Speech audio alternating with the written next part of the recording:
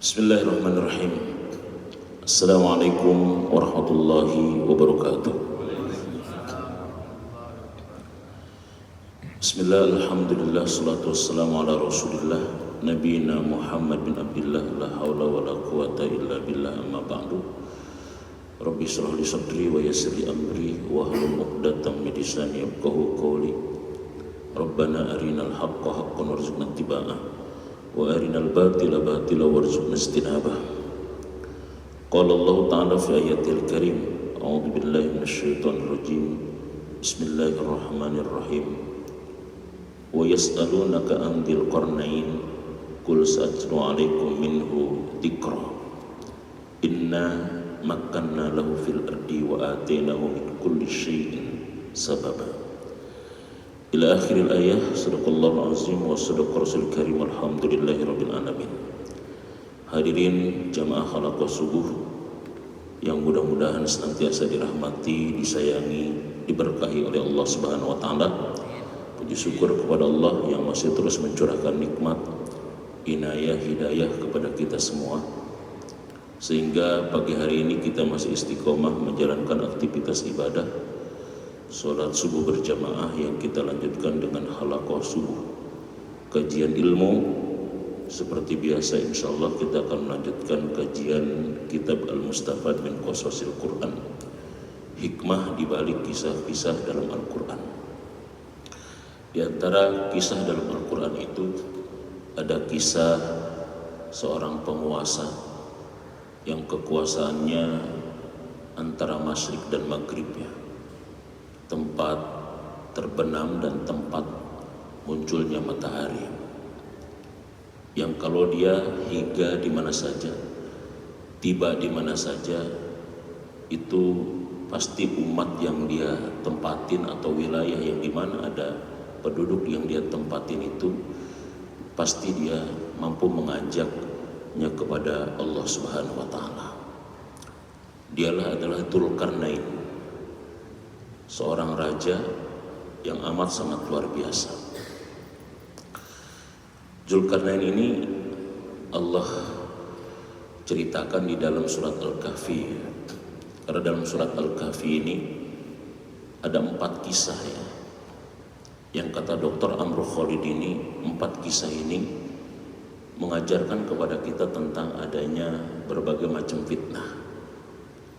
Pertama tentang kisah Al-Kahfi ya, para penghuni gua, di mana ini adalah merupakan orang-orang yang berpegang teguh terhadap agama dan mereka diuji sampai harus meninggalkan profesinya sebagai orang penting di istana demi mempertahankan agama. Ini kata Dr. Amr Khalid terkait dengan masalah adanya fitnah agama. Jadi dalam beragama ini kita akan senantiasa menghadapi ujian. Semakin soleh orang dalam beragama, semakin baik, bukan semakin dia tidak ada ujian. Justru semakin soleh, ujiannya semakin berat. Semakin taat, ujiannya semakin berat. Semakin dalam agamanya, ujiannya semakin berat.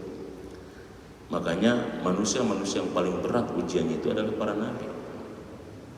Kemudian adalah orang-orang yang setelahnya, dan kemudian orang-orang yang semisalnya seperti kita. Nah, kemudian ada juga adalah tentang kisah 2 pemilik kebun yang kita pernah ceritakan kemarin. Ya, 2 saudara yang dia mendapatkan warisan besar dari orang tuanya.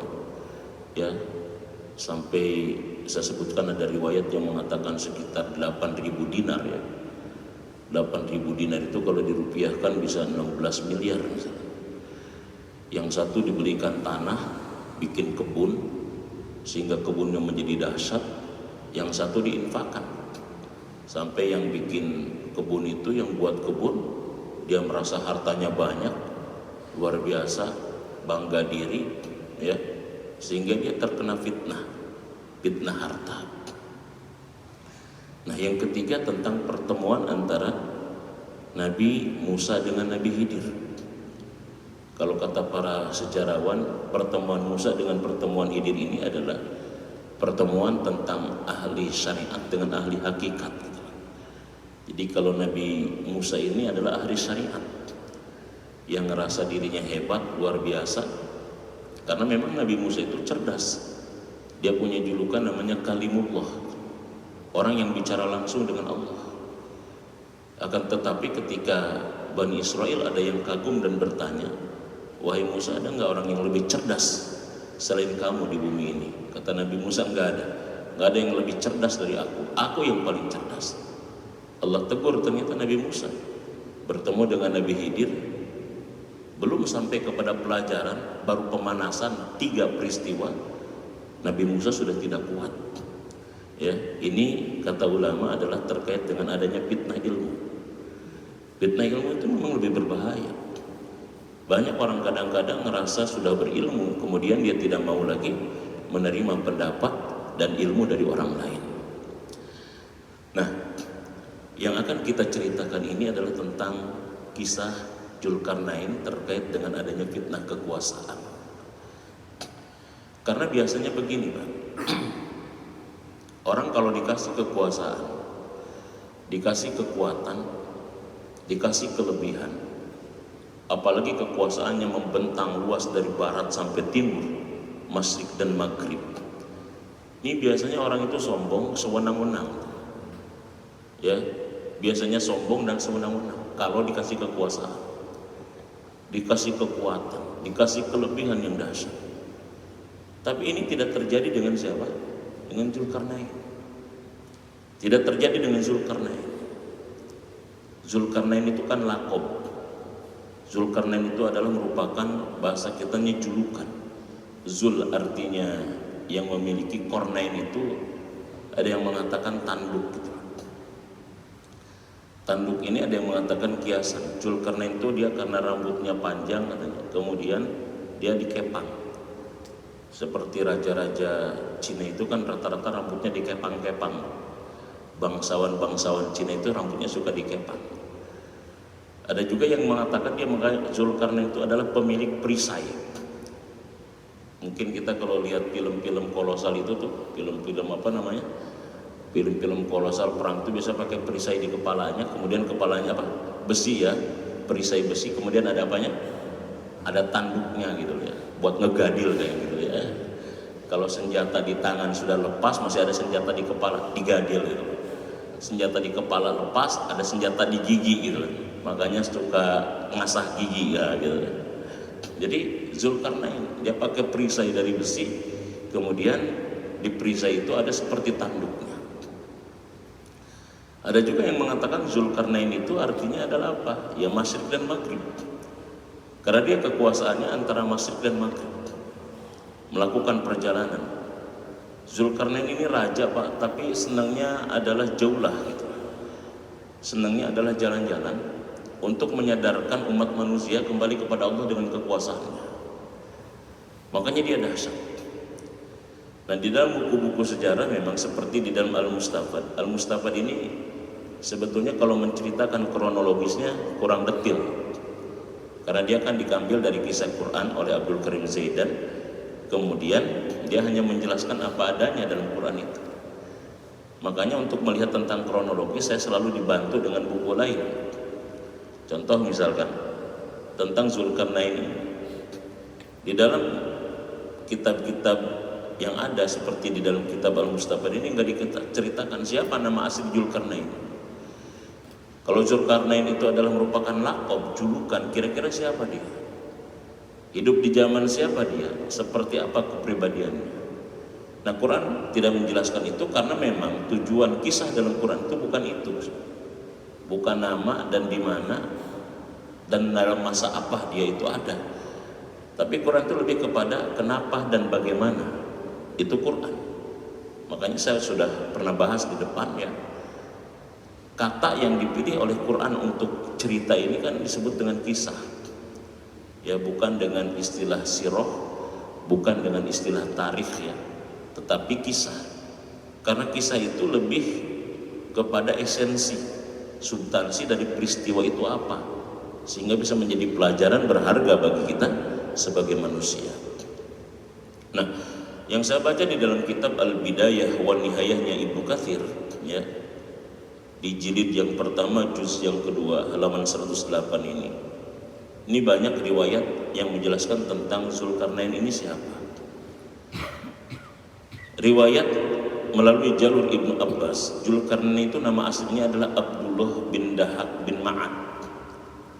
Ya, dia Abdullah bin Dahak bin Ma'ad. Ada juga yang mengatakan dia adalah Mus'ab bin Abdullah bin Qonan bin Mansur bin Abdullah bin Aid bin Gayus. Itu adalah namanya. Jadi namanya adalah Abdullah. Ya, Abdullah bin Dahak bin Ma'ad atau Mus'ab bin Abdullah bin Qonan bin Mansur dan seterusnya.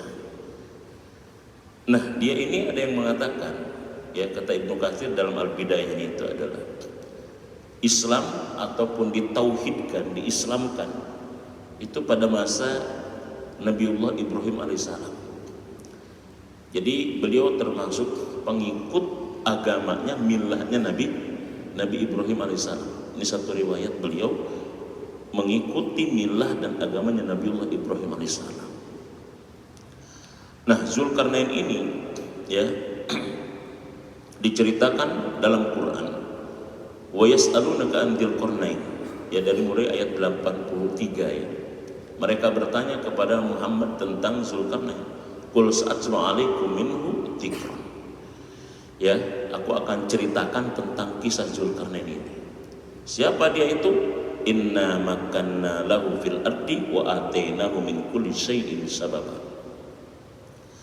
Inna sesungguhnya kami makanna lahu telah menjadikan Zulkarnain itu, ya, atau telah memberikan kepada Zulkarnain itu kedudukan fil ardi, di muka bumi, wa atainahu min kulli syai'in sababa, dan kami berikan kepadanya segala sesuatu yang menjadi sebab untuk mendapatkan tujuan maksud dari apa yang dia harapkan.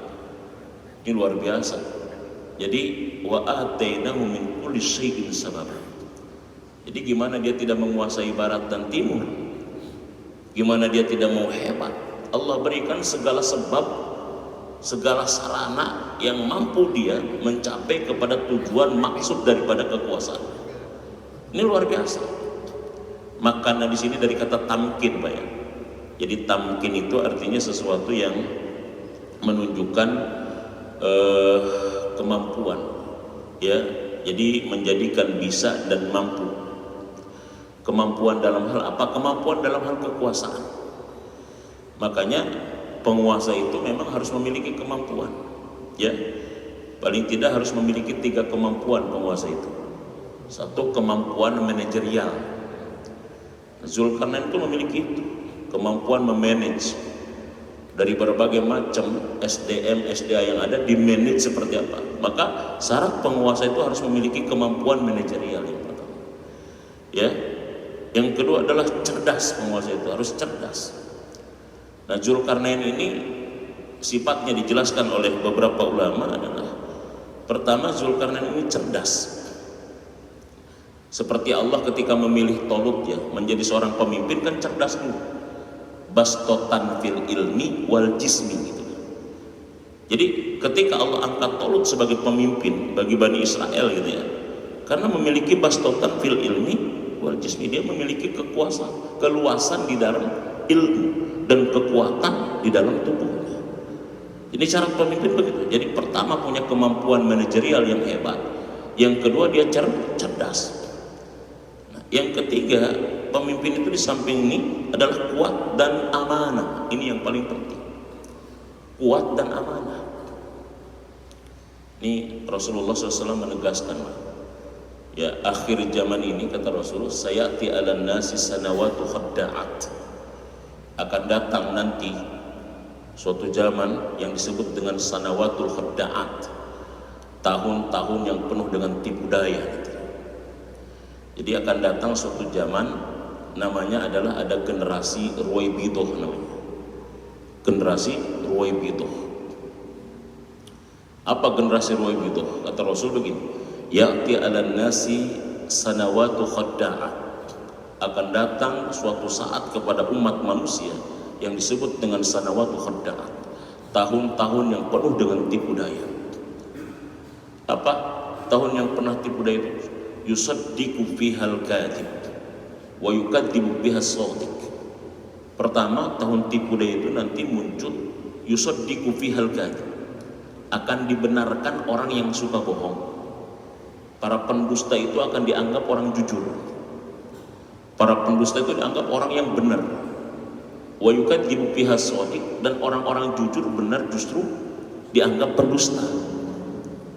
Orang-orang jujur dianggap pendusta, pendusta dianggap jujur. Kemudian apa?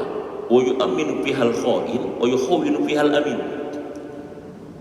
Orang-orang yang pengkhianat dianggap sebagai orang yang amanah. Orang yang amanah justru dicitrakan sebagai pengkhianat. Sehingga apa? Wa yantiqu fiha ar-ruwaibidah, akan berkata nanti dan banyak bicara nanti untuk melanggengkan tentang orang ini, namanya adalah ar-ruwaibidah. Sahabat bertanya, wa ma ruwaibidah ya Rasul? Para sahabat nanya, ruwaibidah itu apa ya Rasul? Ar-rajulu ruwaibidah itu saya tulis. Ruwaibidah itu artinya seorang yang ar-rajulu tafih yatakallamu fi amril amah. Jadi ruwaibidah itu adalah orang-orang yang enggak ngerti perkara, enggak ngerti urusan, bodoh, tapi dia banyak bicara terkait dengan urusan orang banyak gitu. Namanya ruwaibidah. Qalu wa ma ruwaibidah? Jadi ar-rajul at-tafih yatakallamu fi amril amah. Orang-orang yang enggak ngerti urusan, enggak ngerti perkara, enggak ngerti ilmunya, tapi dia bicara tentang urusan orang banyak. Nah, sekarang kan banyak seperti itu. Ini namanya sanawatul khadda'ah. Di sanawatul khadda'ah itu muncul nanti generasi ruwaibidah. Ya, yusaddiqu bihal kadhib wa yukadzibu bihal shadiq, yu'tamanu bihal khani, ya, yukhanu bihal amin. Orang jujur didustakan, orang dusta dipandang jujur, pengkhianat dipandang amanah, orang amanah dianggap dia adalah pengkhianat. Nanti yang melanggengkan orang-orang kayak begini namanya ruwaibidah. Siapa ruwaibidah? Orang kagak ngerti urusan, orang kagak ngerti ilmunya, orang yang sangat bodoh, tapi dia banyak bicara tentang masalah-masalah umum, masalah agama, masalah ini, masalah itu dan sebagainya, sehingga semakin membingungkan umat. Kalau dalam bahasanya Ibnu Hajar al-Asqalani, man takallama bi ghairi fannihi atabil ajaib.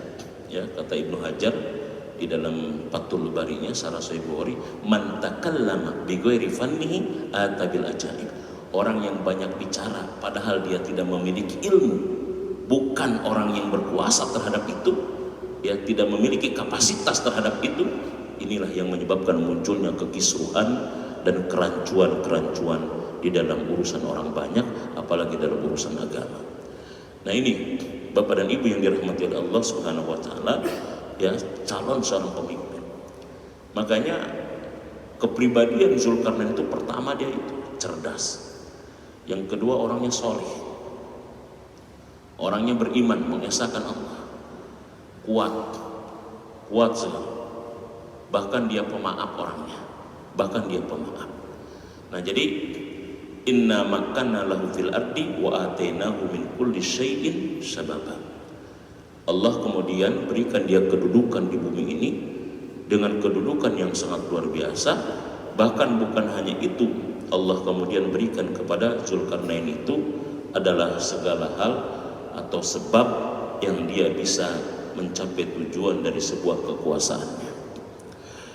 Karena kekuasaan dalam Islam, Bapak dan Ibu yang dirahmati oleh Allah, itu bukan sebuah kehormatan semata, Pak. Kekuatan dalam Islam itu, kekuasaan dalam Islam itu adalah tanggung jawab, amanah sebetulnya. Tanggung jawab, satu, untuk memakmurkan bumi demi kemaslahatan orang banyak. Yang kedua, untuk mengarahkan manusia kepada Allah. Kekuasaan dalam Islam begitu, Pak. Kullukum mas'ul, setiap kalian adalah kullukum ra'in wa kullukum mas'ulun an ra'iyati. Setiap kalian adalah pemimpin, dan setiap pemimpin akan dimintai pertanggungjawabannya atas apa yang dia pimpin. Itu kekuasaan dalam Islam. Saya pernah baca sebuah artikel, ya, ditulis oleh seorang sosiolog Amerika kalau nggak salah. Dia mengatakan tentang leadership state, kepemimpinan itu sudah mati. Jadi ternyata Pak, orang Barat itu udah a priori terhadap kepemimpinan. Karena kepemimpinan itu kenapa dikatakan sudah mati? Karena kepemimpinan itu dalam perspektif Barat mungkin ya sudah kehilangan fungsi dari kepemimpinannya. Jadi tujuan kepemimpinannya itu sudah kehilangan fungsi sehingga rakyat pun a priori terhadap kepemimpinan. Kenapa bisa kehilangan fungsi seperti itu? Karena memang dalam perspektif Barat kalau kepemimpinan itu kan pertanggungjawabannya hanya kepada siapa? Kepada rakyat. Saya tanya kira-kira rakyat bisa dibohongin nggak? Dana itu bisa dimakap nggak kira-kira? Tapi dalam agama kita kan pertanggungjawaban kepemimpinan itu bukan hanya kepada yang dipimpin.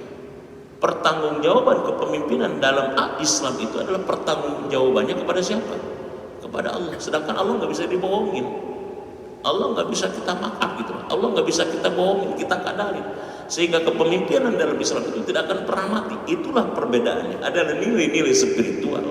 Oleh seorang pemimpin dalam Islam, dia pertanggungjawabannya bukan kepada yang dipimpin, karena yang dipimpin bisa dibohongin, bisa ditipu dan lain sebagainya. Tapi pertanggungjawaban kepada yang memberikan amanah tidak bisa dibohongin. Inilah kelebihan kepemimpinan dalam Islam. Makanya ketika dalam Islam orang mau diangkat jadi pemimpin, semuanya kagak mau. Ya, Abu Bakar ketika mau diangkat kagak mau. Makanya namanya khalifah. Khalifah itu dari kata khalafa, khalpun artinya di belakang. Artinya orang yang di depan harus benar percis kayak orang yang di belakangnya gitu. Harus percis kayak orang yang setelah dia gitu. Nah sementara Abu Bakar ngerasa nggak bisa dia seperti halnya siapa? Siapa di belakangnya Abu Bakar setelah Abu Bakar? Sebelum Abu Bakar siapa? Rasulullah. Nggak bisa. Makanya mereka takut. Nggak bisa seperti halnya pemimpin yang sebelumnya gitu. Kemudian akhirnya setelah Abu Bakar Umar pun takut, khawatir tidak bisa seperti Abu Bakar.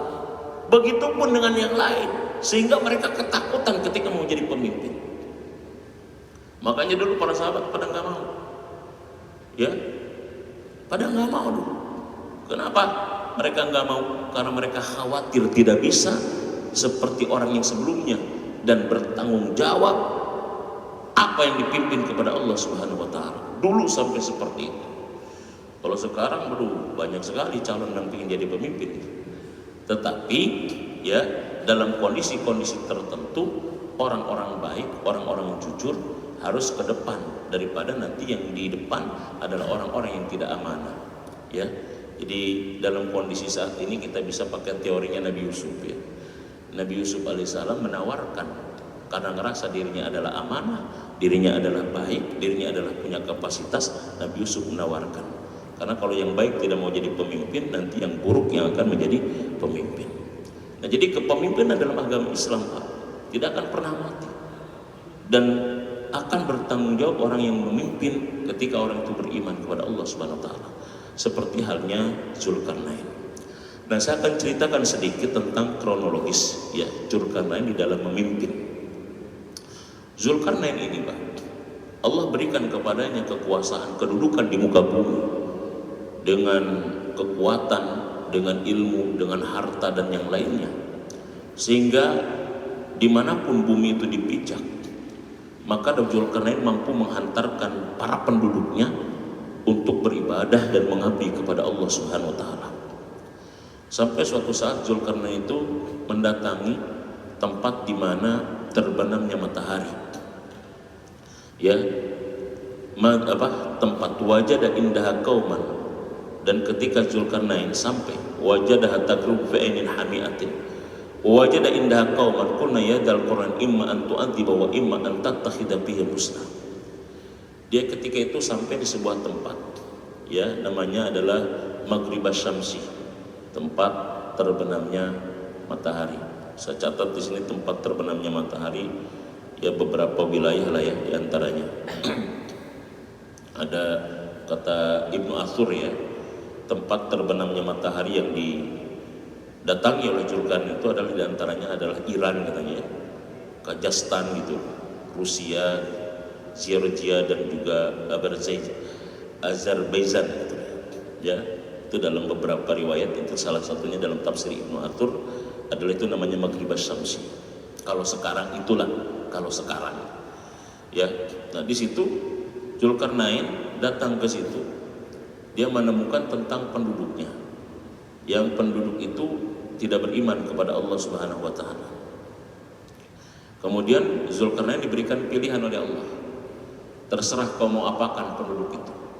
Ya, Allah ilhamkan kepada Zulkarnain, apakah dia mau kau hukum atau dia mau kau biarkan, mau kau maafkan. Kemudian Zulkarnain dengan kecerdasannya, dia memberikan hukuman kepada orang yang tidak mau beriman kepada Allah, tidak ikut terhadap ajarannya, dan memberikan apresiasi kepada siapapun yang mau beriman kepada Allah. Makanya bahasanya apa? Qala amma man zalama fasawfa nu'adzibu tsumma yuraddu ila rabbih fayu'adzibu adzaban nukra. Adapun orang-orang yang beriman, wa amma man amana wa amila sholihan falahu jazaa'ul husna wa sanaqulu lahu min amrina yusra. Kata Zulkarnain begitu. Kalau dia mau beriman, ya, aku akan berikan kepadanya apresiasi dan berbagai macam fasilitas dan kemudahan.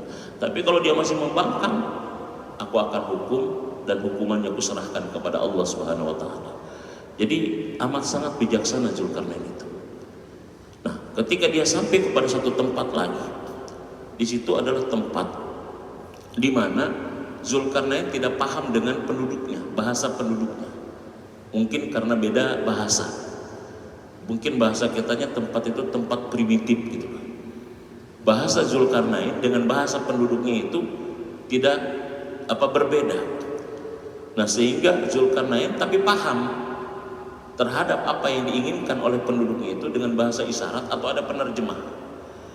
Ya, penduduk itu ngadu dan dia tidak tahu kalau Zulkarnain itu seorang raja. Ya, wahai Tuan, kami ini penduduk ini gini-gini. Mereka berada di antara dua gunung dan kami ini selalu ditekan, diintimidasi, bahkan diancam dengan berbagai macam keburukan oleh sekelompok yang bernama Ya'juj dan Ma'juj. Bahwa mereka adalah kelompok yang hobinya membuat kerusakan di muka bumi ini. Ya, wahai Tuhan, apa yang bisa Tuhan lakukan untuk kami agar terlindungi dari Ya'juj dan Ma'juj? Kami akan berikan upah apapun yang Tuhan minta. Kemudian Zulkarnain akhirnya memberikan kepada mereka, aku tidak butuh upah, cukup mari kita kerjasama. Dibikinlah sebuah bendungan, benteng yang terbuat dari besi yang sangat kokoh dan dari baja. Dari diapit gunung itu, Pak. Nah, di antara gunung ini kan ada lembah. Lembah itu dibenteng dengan baja yang kuat di depannya dan di belakangnya. Sehingga Zulkarnain tidak melakukan peperangan terhadap Ya'juj dan Ma'juj, tapi mencegah mereka melakukan keburukan dan kemungkaran. Itu ya mungkin kalau bahasa sekarang namanya Great Wall gitu ya, benteng yang besar yang sangat luar biasa sehingga tidak bisa ditembus oleh Ya'juj dan Ma'juj. Ketika mereka mau memberikan upah kepada Zulkarnain, maka Zulkarnain mengatakan, upahku adalah cukup dari Allah, dan kalau kau mau memberikan itu, cukup keimanan kalian kepada Allah adalah sebagai bayaran dari apa yang kulakukan. Maka mereka semuanya beriman kepada Allah Subhanahu wa taala. Ini sangat luar biasa. Nah, dari sinilah sebetulnya kita bisa mengambil ibrah pelajaran dari kisah Zulkarnain ini beberapa hal. Yang pertama adalah Zulkarnain ini meyakini, menyadari at-tamkinu fil ardi min ni'amillahi ala abdihi. Poin yang pertama, kenapa Zulkarnain bisa seperti itu? Bahwa kekuasaan itu adalah merupakan karunia Allah. Kekuasaan itu adalah merupakan nikmat dari Allah. Kekuasaan itu adalah merupakan amanah yang Allah berikan kepada hamba-hambanya yang saleh. Sehingga ketika dia berkuasa, bagaimana caranya? Dia menjalankan tentang aturan Allah. Jadi bukan untuk mengumpulkan kekayaan dan kehebatan dirinya. Ini harus disadari pertama, bahwa kekuasaan di muka bumi adalah bagian dari karunia Allah. Amanah Allah yang diberikan kepada seorang hamba yang soleh untuk memberikan kemaslahatan kepada umat manusia dan menyembah kepada Allah. Makanya di dalam hadis kan begini, Pak. Dunia ini bisa tegak, Pak. Bumi ini bisa tegak, bisa damai, kata Rasul, karena 4 pilar manusia. 4 hal. Qiwamud dunya bi arba'atin asya. Tegaknya dunia karena 4 hal. Jadi kalau dunia ini ingin tegak, ingin kokoh, dunia ini ingin damai, dunia ini ingin sejahtera, maka ada 4 hal yang harus ada di dalam dunia itu. Pertama, apa yang menyebabkan kokohnya dunia? Pertama adalah bil ilmi ulama, dengan ilmunya para ulama. Jadi tegaknya dunia adalah di ilmu ulama, dengan ilmunya para ulama. Makanya ulama itu menegakkan dunia ya dengan ilmunya. Jadi ulama itu tidak perlu dia dengan ilmunya menasihati para penguasa, menasihati para pejabat, dengan ilmunya para ulama. Makanya pejabat, pemerintah ataupun penguasa minta nasihat kepada ulama. Makanya kata Imam Ghazali apa? Kata Imam Ghazali, agama dengan negara ini adalah saudara kembar yang tidak bisa dipisahkan. Jadi nggak bisa kita misalkan beragama tanpa kita negara, bernegara tanpa agama. Negara dan agama, kata Imam Ghazali, adalah seperti dua saudara kembar yang nggak bisa dipisahkan. Jadi kalau sebuah negara dia memisahkan diri dari agama, rusak. Sama, agama juga tanpa negara juga rusak. Kan begitu kata Imam Ghazali. Ini pertama, bil ilmi ulama, ilmunya para ulama, ilmunya para intelektual. Yang kedua apa? Wabil adlil umar, adilnya para pemimpin. Jadi pemimpin itu adalah keadilannya, Pak. Kalau ada pemimpin sudah tidak adil, wah ini rusak. Rusak negara, rusak bangsa, rusak bumi. Kalau misalkan pemimpin tidak adil. Jadi kehebatan pemimpin karena al-adalahnya, karena keadilannya. Harus adil, menempatkan sesuatu pada tempatnya. Yang ketiga kata Rasul adalah tegaknya dunia ini wabis khawatil agniya. Dengan cara apa? Dengan dermawannya para ekonom. Para ekonomnya tidak kapitalis gitu. Para ekonomnya dermawan dia. Bagaimana harta kekayaan itu bisa dinikmati oleh banyak orang, bukan hanya segelintir orang. Ini kan enggak, yang kaya makin kaya, yang miskin makin miskin kadang-kadang. Ya. Setiap ada peristiwa, ada Covid, pasti ada yang dimiskinkan, pasti ada yang dikayakan. Kadang-kadang kan begitu. Covid 2 tahun itu kan ada yang dikayakan, Pak. Beberapa perusahaan dalam bidang masker, dalam bidang ini hand sanitizer, dalam vaksin, dalam ini, wah luar biasa. Tapi sisi lain ada yang tutup gitu, Pak. Ada gulung tikar gitu kan. Sebagian gulung tikar, sebagian menikmati cuan. Sampai-sampai dikatakan hidungmu adalah cuanku. Itu hidungnya colokin aja. Makin banyak yang dicolong, makin banyak cuan kadang-kadang gitu. Ya, sampai ada istilah kayak begitu, hidungmu adalah cuanku. Hebat coba orang dari hidung bisa dapat cuan. Kita yang sakit dicolokin dulu, dia yang dapat untungnya, kan enak banget kadang-kadang kayak gitu. Kalau kita kebagian apanya? Kebagian sakitnya. Mau keluar kota colok gitu, balik lagi colok lagi gitu. Mau masuk kantor colok lagi gitu. Hah? Iya, udah dicolokin suruh bayar gitu ya. Jadi makin banyak hidung yang dicolok makin kaya dia. Kan gitu, satu sisi ada yang dimiskinkan, di sisi lain ada yang dapat untung yang segede-gedenya. Ini di mana letak keadilan seperti itu? Sahwatil agniya, ekonomnya dermawan, peduli terhadap sesama. Dan yang keempat adalah wabitu'il fuqara, doanya orang-orang fakir, rakyat jelata. Makanya sebetulnya Bapak dan Ibu, dalam agama kita semua manusia punya peranan dan kontribusi di dalam menegakkan negara ini. Rakyat jelata, orang miskin dengan doanya. Pertanyaannya, bagaimana mungkin mereka akan mendoakan keberlangsungan, kesejahteraan bagi negara kalau mereka sendiri tidak mendapatkan apa yang harusnya mereka dapatkan? Yang ada bukan mendoakan, malah mencela atau bisa jadi melaknat terhadap negara ini. Disitulah agama kita. Ya. Ilmu ulama, pemimpin yang adil, ekonom dan orang kaya dermawan, dan juga rakyat jelata yang selalu berdoa menyebabkan menjadi pilar-pilar tegaknya sebuah negara, sebuah bangsa. Nah, makanya Zulkarnain paham kekuasaan adalah karunia Allah, amanah dari Allah yang diberikan kepada hamba-hamba yang soleh, yang ini suatu saat akan dimintai pertanggungjawaban di hadapan Allah Subhanahu wa taala, maka dia tidak pernah merasa kalau kekuasaan itu adalah merupakan pure karena kehebatan dirinya, karena perolehan dirinya dan lain sebagainya. Ini yang pertama.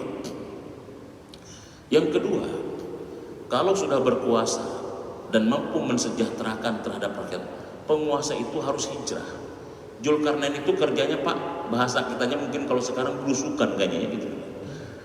Tapi belusukannya itu jelas. Jadi tidak hanya dia berdiri di Menara Gading, jadi dia keliling, Pak. Yang tadi sampai dari Masyrik sampai ke Maghrib, dari tempat terbenamnya munculnya matahari ke tempat terbenamnya matahari, dari tempat terbenamnya matahari balik lagi ke tempat terbitnya. Ini kan Masyrik dan Maghrib ini kan bukan tempat yang dekat, Pak. Tapi dia ekspansi, dia hijrah. Untuk apa dia berhijrah? Satu, untuk menegakkan kalimat Allah. Di samping dia untuk membantu orang-orang yang terzalimi dan susah, dia pun untuk mengeluarkan mereka dari kesyirikan, kekufuran menuju kepada Allah Subhanahu wa taala. Sangat luar biasa mulianya. Makanya penguasa itu, Pak, sebetulnya begitu. Penguasa ataupun misalkan presiden dalam sekarang itu boleh diekspansi kemana-mana. Pertama di wilayahnya dulu nih, mana wilayah yang kira-kira masih tertinggal dan terjadi kezaliman di sana. Kalau sudah selesai, dia cari kepada wilayah lain. Makanya sebetulnya teritorial di dalam kekuasaan Islam itu tidak ada batasnya. Tidak ada batasnya. Pemerintah kita, rakyatnya sejahtera, sudah tidak ada yang terzalimi, semuanya merasakan manfaat dan sebagainya dari pemerintahan. Dia datang ke negara lain. Di mana misalkan ada negara yang susah, oh di Palestina misalkan, ini kezaliman, saya harus bantu. Baik bantu moral, bantu material, bantu yang lainnya, lobby dia sana, lobby harus begitu memang, karena beliau selalu begitu, ekspansi gitu. Tidak berdiam diri. Itu penguasa dalam agama kita. Palestina bebas, oh kemana nih, oh terjadi ini di Afrika misalkan, kelaparan, busung lapar dan sebagainya, datang ke Afrika, selesai Afrika datang. Nah bayangkan kalau misalkan penguasa mencontoh Zulkarnain. Qatar misalkan kan negara yang sangat kaya luar biasa, ya. Qatar itu kan luar biasa. Konon penduduknya itu kan di Qatar itu, orang itu kalau misalkan mau nikah nggak usah bingung, Pak. Kita mah kadang-kadang mau nikah bingung, Pak. Bayar buat tendanya, kadang-kadang buat gedung masih bingung. Di Qatar kalau misalkan dia sudah waktunya nikah, dia mau nikah dibiayain. Nggak punya rumah dikasih tanah, dibikinin rumah. Kalau dia belum kerja dikasih gaji, kalau udah kerja anak lahir udah ada tunjangannya, masya Allah. Jadi di sana itu mau banyak anak juga, alhamdulillah, nggak bingung-bingung. Kita kan anak bingung, misalnya mau lahir aja bingung kemana nih kira-kira. Sana itu nggak ada. Makanya negara yang paling mensejahterakannya ternyata adalah Qatar salah satu. Sampai penduduknya itu dikasih tanah, Pak, dikasih tanahnya, dikasih rumahnya. Kalau belum dapat kerja tetap masih dapat gaji. Setiap anak yang terakhir dapat tunjangan. Ya, enak banget kalau negara kita kayak begitu, ya. Tahun berapa negara kita bisa kayak begitu, ya? Ya, padahal dari sisi SDM-nya kan atau SDA-nya negara kita dengan Qatar masih kayaan mana gitu? Oke. Ustaz. Masih kayak Indonesia gitu. Dengan Qatar. Ah, iya. Di kita gunungnya aja udah gunung emas ya. Ustaz Ferry gitu ya. Kalau untuk nanya wilayah ke Ustaz Ferry, karena beliau lah tukang melanglang buana. Ini kayaknya mencontoh Zulkarnain kayaknya gitu ya. Kesana kemari sengaja ekspansi gitu ya. Jadi kekayaan kita ya secara sumber daya alam ya jauh ya, jauh banget. Tapi kenapa di sana bisa sejahtera? Karena benar ngurusnya kayaknya, benar urusnya ya. Kalau kita kayak salah urus kayaknya gitu ya. Jadi kita kan yang ditekannya adalah pajak dulu gitu loh. Di sana itu justru nggak ada pajak kayaknya gitu ya. Ya? Di kita itu yang ditekan pajak, padahal kan tidak perlu tekan pajak. SDA saja dioptimalkan, dimaksimalkan, urus dengan benar, jujur, amanah, saya yakin. Betul kata saya, dari satu gunung aja isinya emas kan. Belum lagi nanti masalah gasnya, masalah minyaknya, masalah nikelnya, masalah batu baranya, masalah yang lain. Dasar. Dan negaranya subur di kita itu. Apapun bisa ditanam kecuali korma kan. Korma pun sekarang sudah sedang dikembangkan kan. Apapun bisa ditanam. Tapi kenapa kita masya Allah pajak makin tinggi, listrik bayar telat 2 hari harus mau diputus gitu. Ya, tol juga udah investasi sekarang itu, tapi tetap kadang-kadang di mana-mana rugi. Ini apa yang salah? Salah ngurus kita kadang-kadang. Ya, SDA-nya Allah kasih kita yang berlimpah luar biasa dahsyat. Sumber daya manusianya pun baik-baik gitu itu sebetulnya. Tapi kenapa kok masih seperti ini? Ya, sedangkan negara lain yang jauh sumber daya alamnya tidak lebih hebat dari kita, kok bisa sampai seperti itu? Harusnya begitu kita berguru ke sana. Ya, coba kita berguru ke Qatar. Para pejabat kita suruh studi banding nggak apa-apa lah ke Qatar. Ya, jangan ke Yunani kemana-mana terus. Kenapa Qatar bisa seperti ini? Ya, rakyatnya bisa sejahtera kayak begitu. Misalkan Abu Dhabi, misalkan atau Dubai itu kan gurun dulu. Ya, gurun. Bahasa kitanya mungkin ya bahasa gurun itu Korowi lah, kampungan. Tapi ternyata sekarang menjadi negara yang apa? Yang luar biasa, kayanya dasar. Penduduknya itu luar biasa. Ya, jadi coba kalau mau berguru ke negara-negara sana, negara-negara kecil yang mereka tapi hebat, kaya dan sebagainya. Nah, harusnya kan begitu. Kemudian diambil ibrohnya seperti apa. Nah, ini poin yang kedua. Penguasa itu harus mau ekspansi hijrah. Untuk apa? Satu, membebaskan manusia dari kezaliman dan mengajak mereka ke jalan Allah Subhanahu wa taala. Itu yang dilakukan oleh Zulkarnain. Sehingga Allah selalu bersama dia. Nah, yang ketiga adalah, ini penting juga adalah ya, bahwa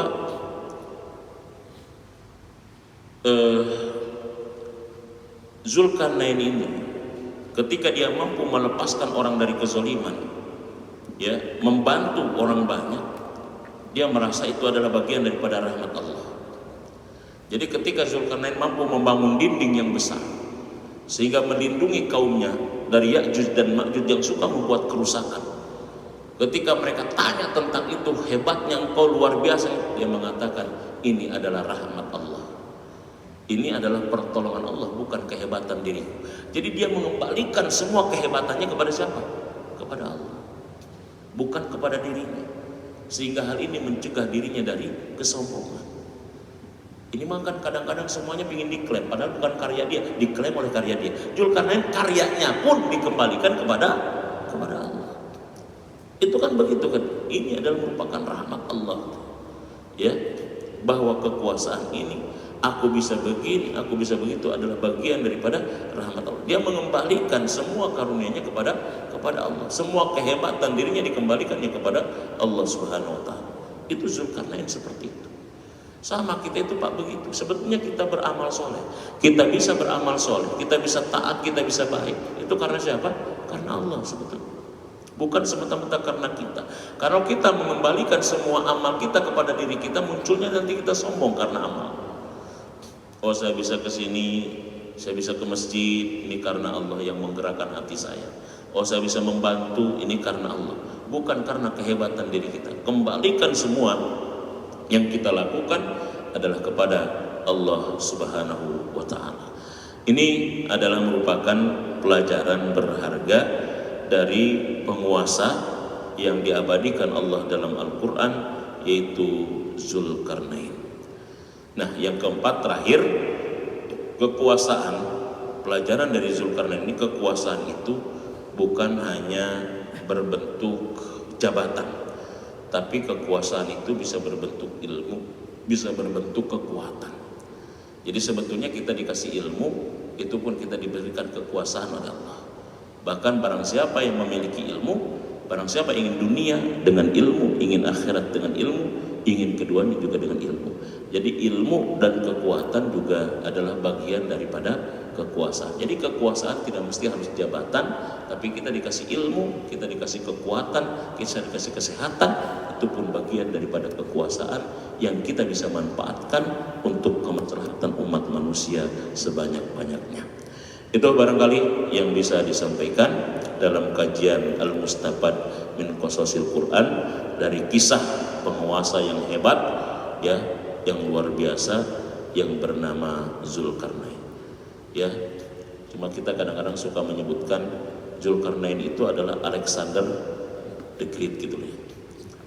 Padahal sebetulnya agak berbeda. Alexander the Great itu kan tidak beriman, itu masalahnya.